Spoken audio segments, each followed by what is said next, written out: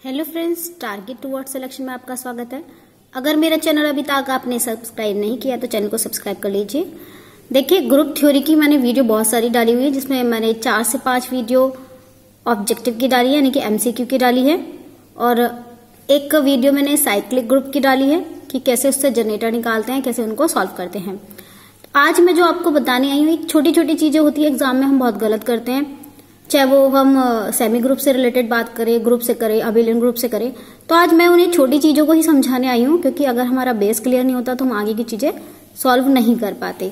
तो हमारी जो वीडियो होगी, ये semi group, monoid group, abelian group, इन सबको कैसे निकालते हैं और इनकी प्रॉपर्टीज को कैसे प्रूव करते हैं, इस पर है। तो वीडियो को लास्ट तक जरूर देखिएगा। और जो भी पुरानी वीडियो हैं ग्रुप की, जो एमसीक्यू हैं उनकी, या आपकी साइक्लिक से रिलेटेड है, वो मैं आपके डिस्क्रिप्शन बॉक्स में लिंक डाल दूंगी। फिर भी अगर आप इससे रिलेटेड कोई और टॉपिक भी पढ़ना चाहते हैं तो प्लीज कमेंट बॉक्स में जरूर लिखिएगा। तो आइए स्टार्ट करते हैं अपनी वीडियो को, जिसका टॉपिक है ग्रुप से रिलेटेड प्रॉपर्टीज। देखिए, समझिए, हमारी जो ग्रुप में होती है, सबसे पहली टर्म होती है सेमी ग्रुप। Semi group. दूसरी टर्म होती है मोनोइड। तीसरी होती है आपकी ग्रुप, क्योंकि हम ज्यादातर जानते हैं। चौथी होती है अबिलियन ग्रुप। तो देखिए, ग्रुप के बारे में तो हम सब जानते हैं और ज्यादातर क्वेश्चन ग्रुप से पूछे जाते हैं, लेकिन अगर आपको ग्रुप पढ़ना है तो सेमी ग्रुप, मोनोइड को तो जरूर पढ़ना ही पड़ेगा। तो देखिए, इन सबको प्रूव करने के लिए सबसे पहले हमें प्रॉपर्टी आनी चाहिए। प्रॉपर्टी कौन कौन सी होती हैं? एक होती है क्लोजर प्रॉपर्टी, दूसरी होती है एसोसिएटिव प्रॉपर्टी, तीसरी होती है आपकी आइडेंटिटी, एक होती है आपकी इनवर्स, और फिफ्थ होती है कम्यूटेटिव। आप इनको सीक्वेंस में याद करिए, क्योंकि सीक्वेंस में याद करने का फायदा यह है कि अगर आपको semi group, monoid group, abelian group निकालना होता है तो हम इन 5 प्रॉपर्टी को याद रखते हैं। तो आइए स्टार्ट करते हैं पहले अपनी property, closure properties.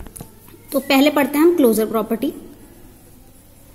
Closure property में देखिए, हम कहते हैं क्लोजर यानी कि जो भी आपका सेट गिवन है और उससे कोरिलेट करके हम जो भी ऑपरेशन परफॉर्म कर रहे हैं वो उसमें होना चाहिए।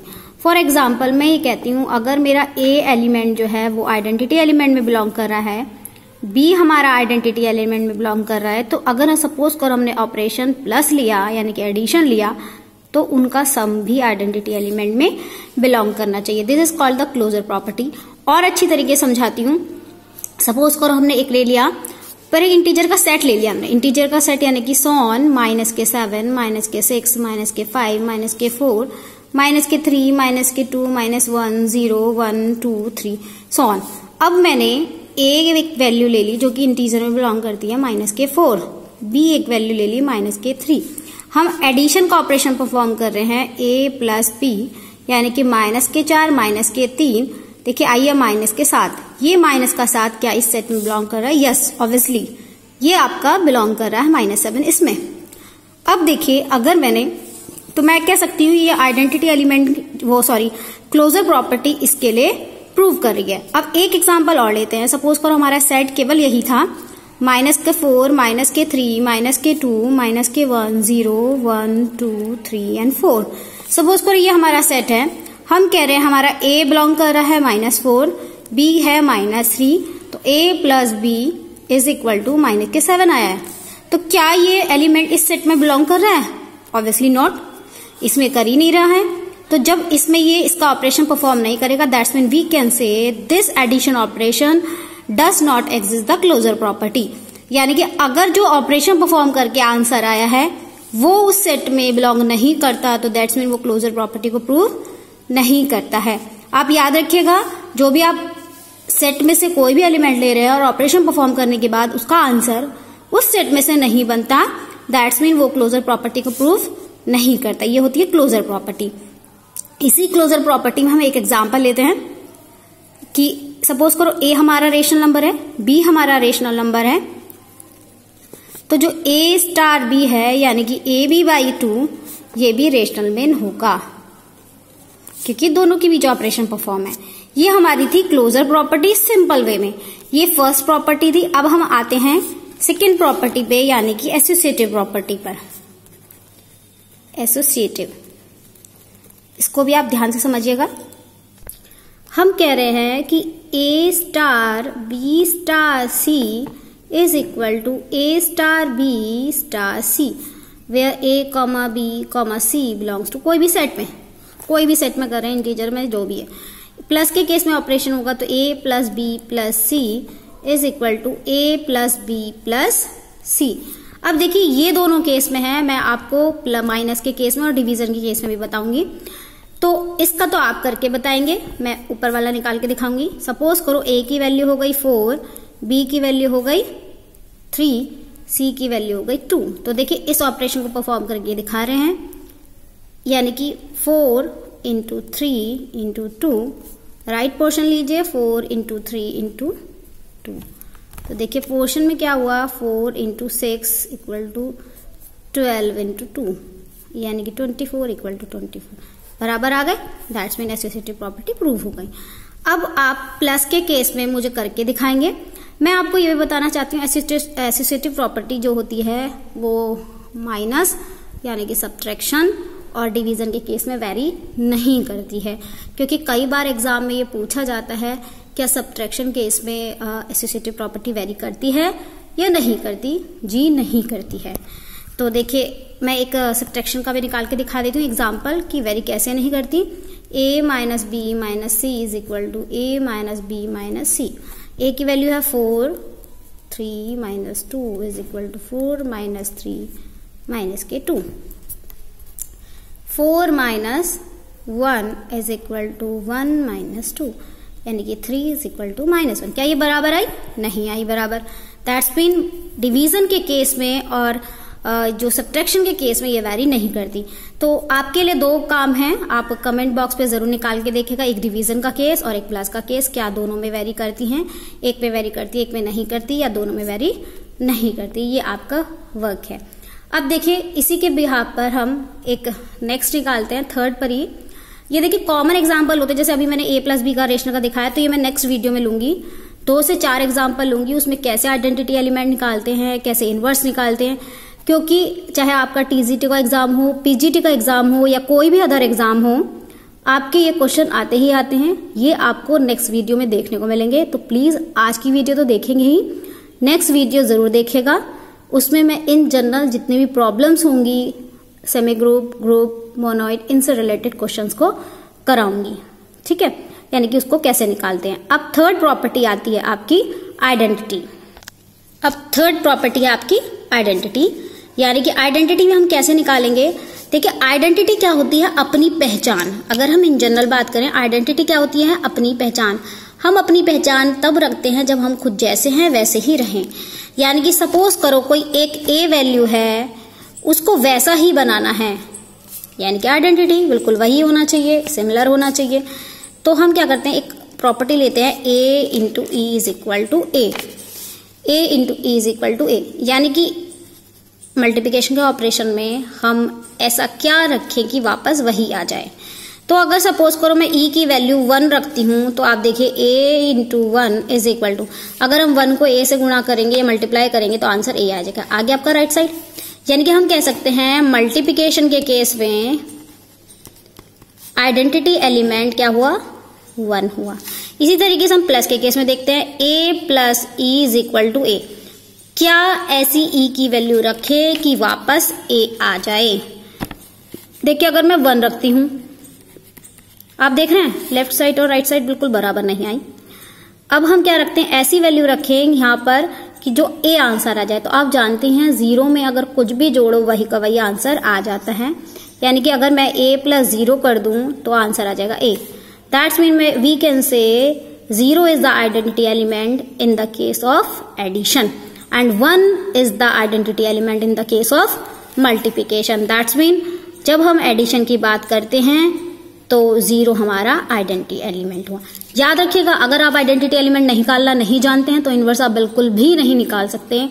इसलिए याद रखिएगा सिंपल मल्टीप्लिकेशन के केस में आइडेंटिटी एलिमेंट 1 होता है और एडिशन के केस में 0। जनरल क्वेश्चन भी निकाल देती हूँ, वैसे तो हम अगली वीडियो में सिखाएंगे ही, बट इन जनरल एक क्वेश्चन भी निकाल देती हूँ जिससे कि आपको थोड़ी सी हेल्प हो और वो वीडियो आप निकालना सीख सके। जैसे सपोज करो मैं a इंटू बी की वैल्यू ऑपरेशन गिवन है ab/2, हमें आइडेंटिटी एलिमेंट निकालना है इस ऑपरेशन का। तो देखिए आप जानते हैं a इंटू ई की वैल्यू किसके बराबर होती है, a के बराबर होती है। अब यहाँ हमें e तो गिवन नहीं है, हमें फॉर्म क्या गिवन है, a इंटू बी की फॉर्म गिवन है, तो हम इसी का ऑपरेशन यहाँ लगाएंगे क्योंकि a b की वैल्यू ab/2 है, यानी कि फर्स्ट सेकंड का आधा। तो फर्स्ट सेकंड यानी कि e a का आधा किसके बराबर, a से a गया, e की वैल्यू कितनी हो गई, 2। आई होप निकालनी आई होगी, नहीं तो मैं नेक्स्ट वीडियो में 4 से 5 क्वेश्चन ऐसे ही लेकर आऊंगी क्योंकि ये एग्जाम में बहुत आते हैं और इनका इनवर्स ही पूछा जाता है, कैसे निकालते हैं या आइडेंटिटी ही पूछी जाती है जो आप लोग एग्जाम में गलत कर देते हो। तो नेक्स्ट लेकर चलते हैं टॉपिक प्रॉपर्टी, टॉपिक नहीं इनवर्स। देखिए इनवर्स क्या कहता है, a इंटू बी की वैल्यू आइडेंटिटी एलिमेंट के बराबर आनी चाहिए। अभी मैंने डिस्कस किया इंटू का केस है तो आइडेंटिटी एलिमेंट कितना होगा, ऑब्वियसली 1। तो a इंटू बी, बी क्या है यहाँ पे, इनवर्स है। तो अब मैं ऐसी क्या वैल्यू रखूं b की कि आंसर 1 आए। तो ऑब्वियसली अगर मैं b की वैल्यू 1/a रख दूं तो आंसर कितना आएगा, 1 आएगा। तो हमने क्या रखा, देखिए 1 से 1 गया तो आंसर आ गया 1। इसी केस में हम प्लस के केस में भी कर सकते हैं, a plus B equal to E की वैल्यू कितनी होती है आपकी 0। तो a में मैं b की वैल्यू ऐसी क्या रखूं कि आंसर 0 आए, तो माइनस a रखूंगी तो 0 आएगा, यानी कि इनवर्स क्या हो गया, प्लस के केस में माइनस a और इंटू के केस में 1/a। जनरल वाला क्वेश्चन निकाल देते हैं, a इंटू बी की वैल्यू ab/2 गिवन है। अब देखिए a इंटू बी की वैल्यू किसके बराबर आनी चाहिए, 2 के। अब 2 क्यों लिखा, क्योंकि आपने देखा था इससे पहले मैंने आइडेंटिटी एलिमेंट जो निकाला था वो 2 निकाला था, तो हम क्या रखेंगे 2, e की जगह क्या रखेंगे 2। इसका ऑपरेशन क्या है, ab/2 is equal to 2।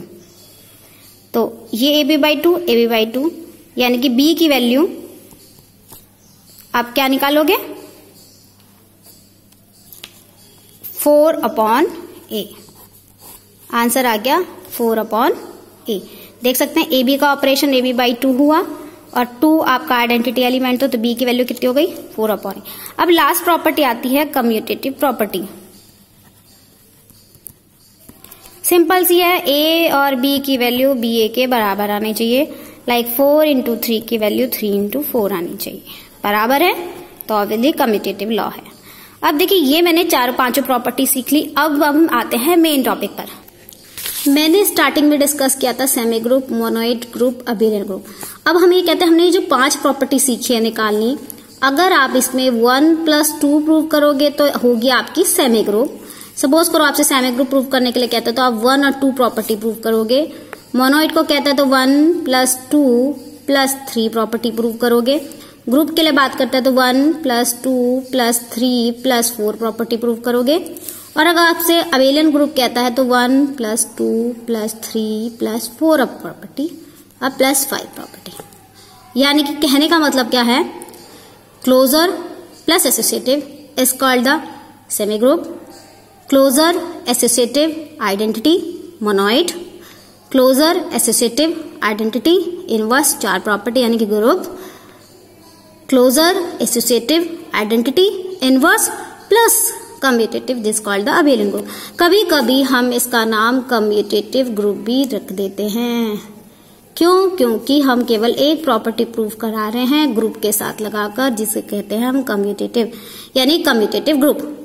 I hope आपको आज का टॉपिक बेहद पसंद आया होगा। अगर आपको पसंद आया तो प्लीज वीडियो को लाइक जरूर करिए, जितना शेयर कर सकते हैं उतना शेयर करिए और कमेंट बॉक्स में जरूर लिखिए कि आप कौन सा टॉपिक पढ़ना चाहते हैं। क्यों? क्योंकि टीजीटी पीजीटी की वैकेंसी आने ही वाली है।